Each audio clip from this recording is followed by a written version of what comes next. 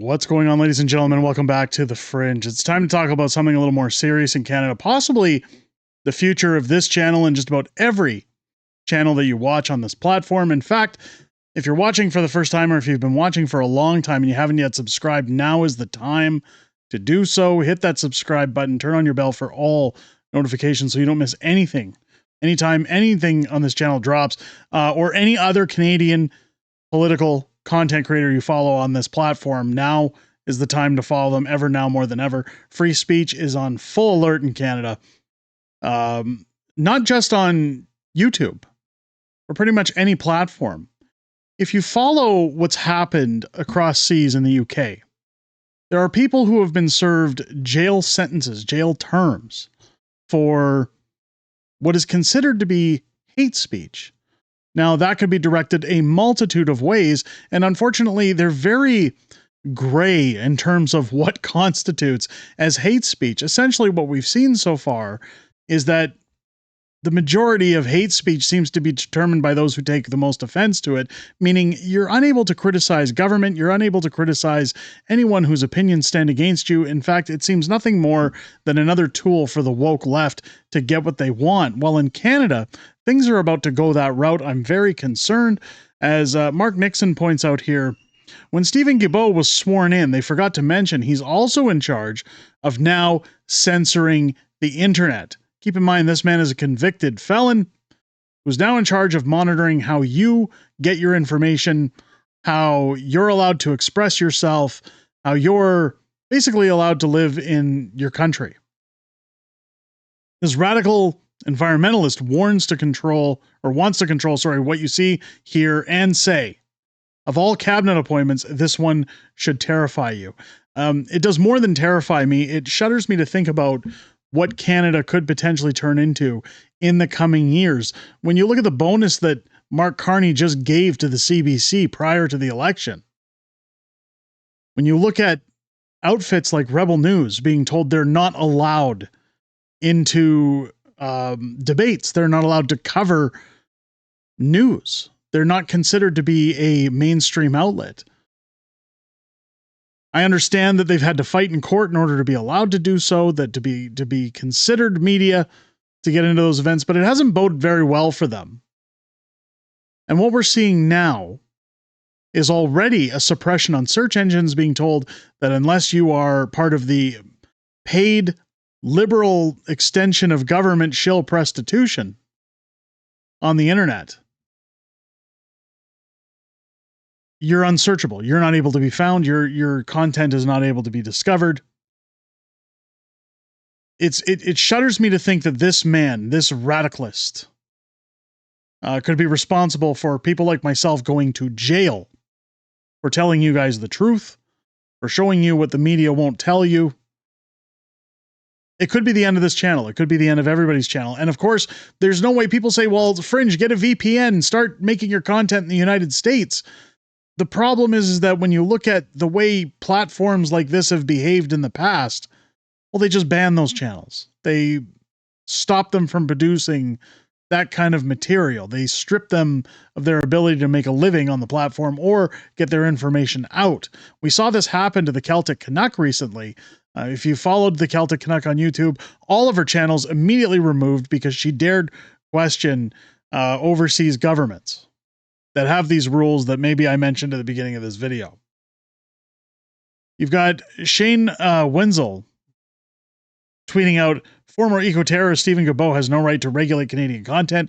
Free speech is obviously threatened by his appointment to supervise the Online Streaming Act. Rather than regulation, this is censorship. The fact that someone with a radical past is now dictating what we can watch and say. Keep in mind that's part of it too. It's what you're allowed to say in public.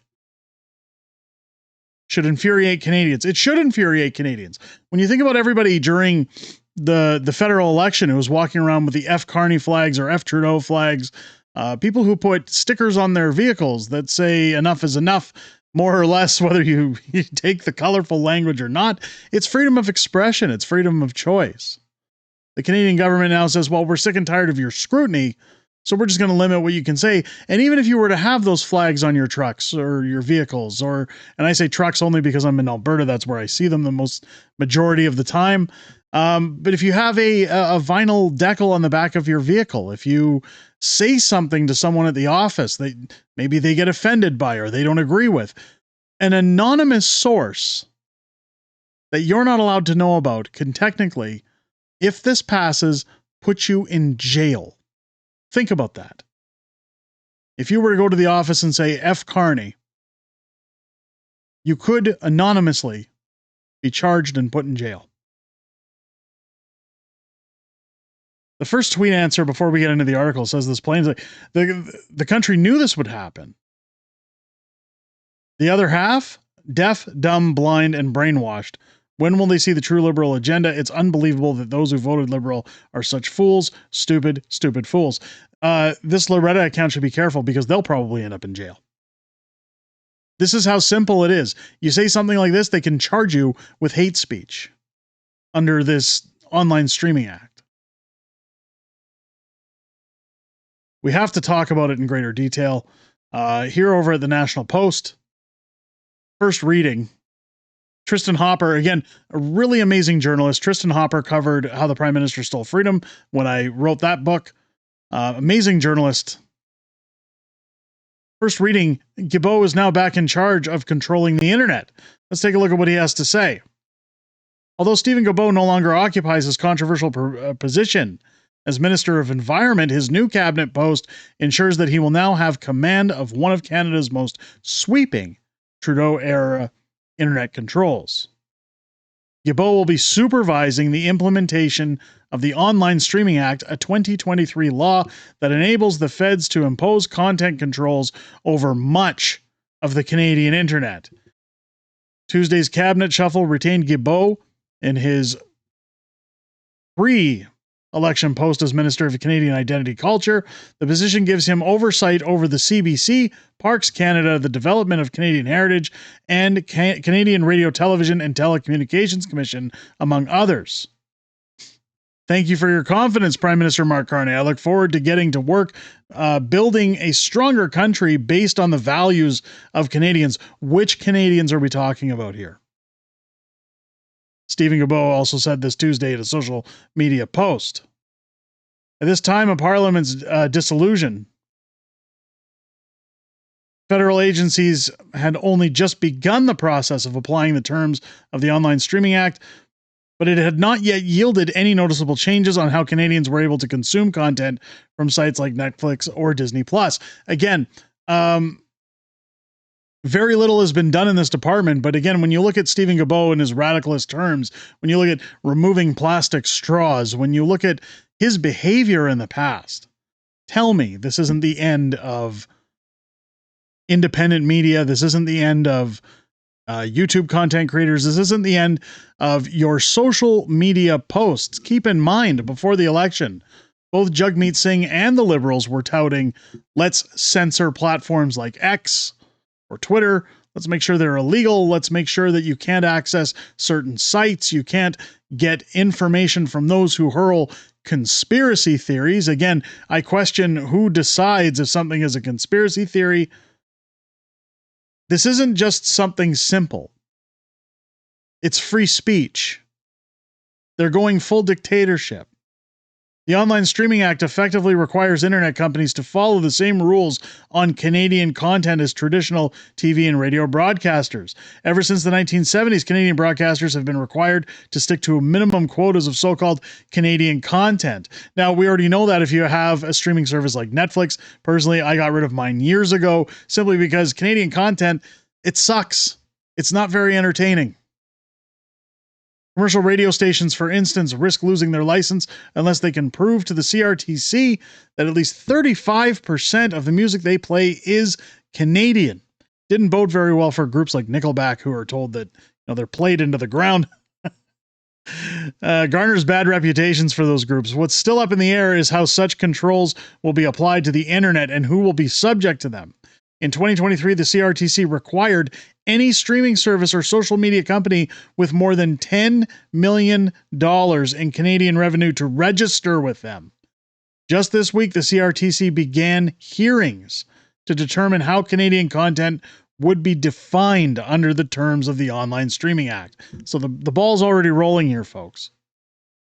While the act was still before Parliament, regulators hinted that it would likely take the form of streamers being forced to rejig their content algorithms in order to artificially highlight Canadian media while artificially hiding other media. So again, it would put a damper and suppress even more than it already does channels like this, channels like Northern Perspective, channels like Moose on the Loose or Clinton Jaws or anybody, Mr. Sunshine Baby, whoever you follow, the pleb, all of us either shut down or hidden from being accessed. In 2022, CRTC Chairman Ian Scott told the Senate committee that the Online Streaming Act could empower him to tell the likes of Netflix, I want you to manipulate it, quote, the algorithm to produce particular outcomes. And that's dangerous. When you already see, and I've shown it many times on this channel, in fact, it's part of the reason people say to me, Fringe, why do you always cite CBC articles? Why do you always cite CTV or Global or any of those? Well, first off, I find their takes a little funny. I think it's good to laugh at those. However, it's also because should these bills be passed, if you take news from, say, Rebel News, or you take it from Juno News or anywhere else that is independent media, I would really hate for the government to turn around and say, well, you were citing misinformation. You were citing bunk sources. If I'm using the sources of the paid mainstream shill prostitutes, the argument becomes less concrete, I guess. It says here that the act also requires streaming services to pay 5% of their revenues to government-administered media funds within hours of Guilbeault's reappointment. One of those funds, the Canadian Media Fund, publicly welcomed him into the post. Of course they did. Experienced leaders like Minister Guilbeault will be key in the coming years as our sector weathers growing pressures and rapid transformation. Read a statement by Valerie Crichton, the fund's president and CEO. In January, the Centre for Canadian Innovation and Competitiveness estimated that the likely result of the 5% mandate would be for streaming services to hike the costs to their Canadian subscriptions.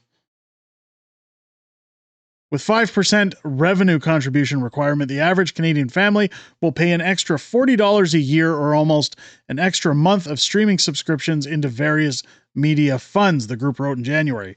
This is Guilbeault's second run in the position. He was also Minister of Canadian Heritage from 2019 to 21, during which time he tabled legislation that would eventually become the Online Streaming Act.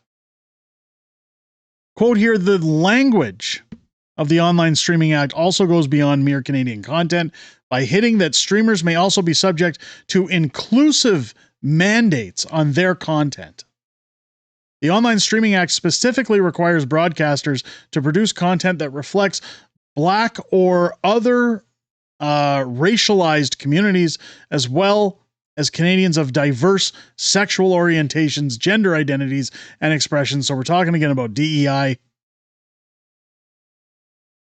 As one CRTC fact sheet pulls it, the Online Streaming Act empowers them to ensure online streaming services support Canadian and Indigenous content. All the while, the rules for what is and what is not Canadian are famously complex. The mere presence of a non-Canadian crew or non-Canadian financing can often mean that an otherwise Canadian product is denied official recognition by Ottawa. And again, this is where it'll feed into YouTube channels. They're not Canadian enough, or they talk against the government. One of the most notable exceptions is that much of the catalog of Canadian singer-songwriter Bryan Adams does not qualify as Canadian content because Adams works with non-Canadian co-writers. Just last week, while appearing at Toronto's Departure Festival, Adams renewed his criticism of the Canadian content regime. It's an archaic system. We don't really need it in Canada, he said. People listen to music, they don't consider nationality. And that's very true. Good content is good content, one way or another. Guilbeault remains relatively popular in Quebec, where his Montreal riding of Laurier-Sainte-Marie is now one of the safest Liberal seats in the country. However, his turn as environment minister made him a bête noire throughout Western Canada for his championing of everything from carbon pricing to the total ban sales of new gas-powered vehicles by 2035. On Wednesday, Guilbeault weighed in on environment policy one more time, saying Canada shouldn't build any new pipelines until all of its existing pipelines are being used at full capacity. Before we start talking about building an entirely new pipeline, maybe we should maximize the use of an existing infrastructure, said Guilbeault, before claiming that the Trans Mountain Extension pipeline is only operating at 40% capacity, a figure that turned out to be wrong. It's actually at about 70.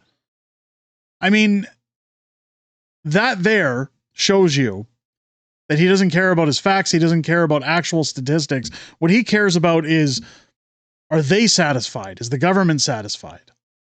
Now, there's no mention in there of what can happen to people who say certain things online, whether it be jail, whether it be stripping them of their channels, of their ability to communicate, but all that's coming. We've already seen the framework in other countries, like the UK, where it is illegal to say anything bad about your government. It's illegal to say anything that the left ultimately doesn't agree with, that they find offensive. But what's funny here is that we showed before the election Mark Carney stating how online harms were coming in the form of conspiracy theories, in the form of online hate and misogyny. These are the common words used by liberals anytime they are scrutinized or looked at for their trash way of thinking. The biggest problem here is we're talking about a dictatorship suppressing free speech, your right to choose, the freedom of expression. And if you don't think that it's coming to the point where people will be arrested, people will be charged, it's on its way. I can assure you that, especially with radicalists like Stephen Guilbeault at the helm. Even online creators such as Rachel Gilmore, or those who put out content on the left side of the spectrum, while they will probably champion such legislation thinking it's going to give them the upper edge with the Liberal government, they too will be subject to manipulation, to suppression, as well as the full extent of the law, and it may turn around to bite them in the backside if they're not careful about the right to freely express themselves and talk about what they feel is important to them without being suppressed. Let me know what you guys think down below in the comments. Do you think channels like this are at risk of being shut down? Do you think that this is the end of free speech in Canada? Again, with somebody like Stephen Guilbeault, and when you look at Mark Carney being so on the edge to a majority government, what do you think the future looks like for your streaming services, for your content, for the content you consume? Let me know in the comments down below. If it's your first time here, again, I hope this video has earned your subscription. Make sure to hit that subscribe button, folks. Now's the time. Follow every Canadian political content creator you normally watch. Show them some support. Now is the time they're going to need it. Hit the bell for all notifications so that you don't miss a beat anytime a video is dropped on the channel. And join me live here on the channel each and every Friday for Friday Night Fringe, our weekly live streaming show, where I go over everything that happened this week in politics, everything that's happening in the week ahead, joined by the beautiful Mrs. Fringe, as we hear what you guys have to say in the greatest YouTube community on the platform. I look forward to hearing what you guys have to say outside of making these videos, but I most importantly look forward to hearing what you have to say this Friday, starting at 6:30 p.m. or 6 p.m. Starting at 6 p.m. Pacific, 8 p.m. Central here on the channel. With that said, ladies and gentlemen, I hope you enjoyed this video. I hope you have a great rest of your day. I'll catch you on the next one.